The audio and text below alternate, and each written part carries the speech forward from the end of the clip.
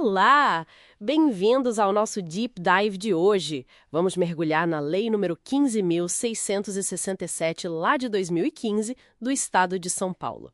A fonte que a gente usou é o texto oficial mesmo da Assembleia Legislativa e a nossa missão aqui é basicamente entender como essa lei organiza a criação e a atuação dos grêmios estudantis, né?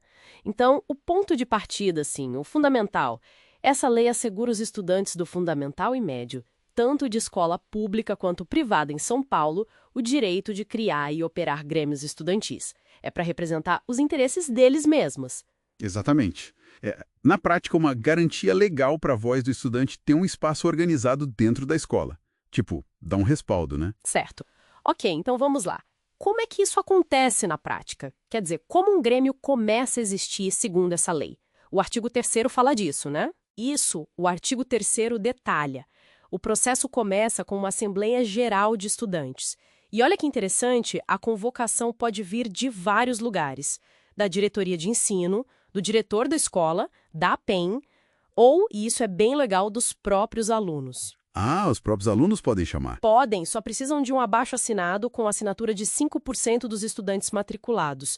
Mostra uma aposta na iniciativa deles, né? Com certeza. E nessa assembleia, o que se decide? Bom, ali definem 4 coisas que são cruciais. O nome do grêmio, o estatuto interno dele, que são as regras do jogo ali dentro, quem vai formar a comissão eleitoral e, claro, a data da eleição. E tem prazo para isso acontecer, viu? A assembleia tem que rolar em até 30 dias depois da convocação. E a escola tem que divulgar bastante, para todo mundo ficar sabendo. Entendi. Então, beleza, o grêmio foi criado, eleito, mas ele precisa de um suporte para funcionar, né? A escola tem que ajudar de alguma forma. O que a lei diz sobre isso? Acho que é o artigo 6º. Exato. O artigo 6º trata disso. A lei obriga as escolas a garantir algumas coisas.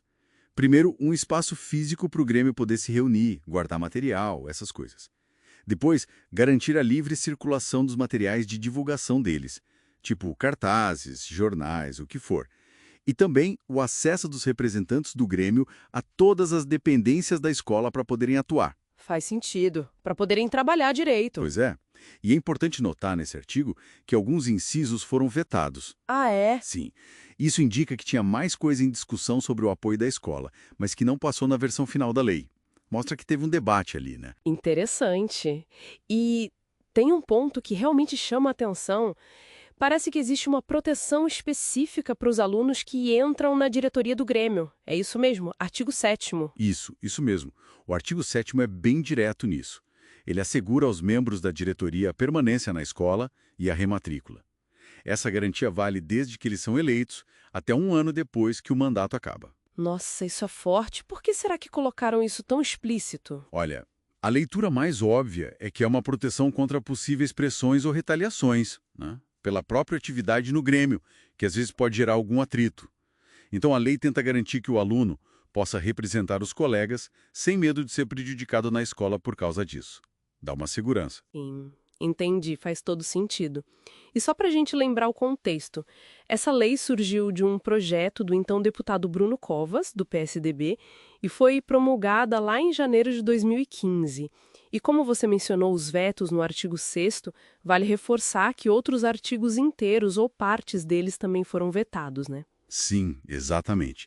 Os artigos 2º, 4º, 5º, 9º e também trechos dos artigos 3º e 6º. Isso tudo sugere que o texto final foi resultado de bastante negociação, de um debate sobre até onde a lei deveria ir, qual o alcance da atuação dos grêmios, os limites. Certo. Então, para a gente amarrar tudo, o que temos é um marco legal em São Paulo que busca dar uma estrutura, uma garantia para a representação estudantil organizada. Definir como começa e como a escola deve lidar com isso. Perfeito. Se a gente conecta isso num quadro maior, a lei basicamente formaliza direitos e deveres, tanto para os estudantes quanto para as escolas, nesse assunto da participação estudantil. E os vetos, por outro lado, funcionam como um sinalizador, né? Mostram os pontos onde houve mais tensão ou onde o legislador decidiu impor limites durante o processo todo. Isso, claro, levanta uma questão importante para a gente pensar. Além do que está escrito na lei, como será que é a aplicação real disso nas escolas hoje? Será que a prática corresponde ao texto? E, mais ainda, qual o efeito prático daqueles pontos que foram vetados, aquelas ideias que ficaram pelo caminho? Como a ausência delas impacta o dia a dia dos grêmios? Fica aí uma reflexão, né, sobre a lei e a vida real.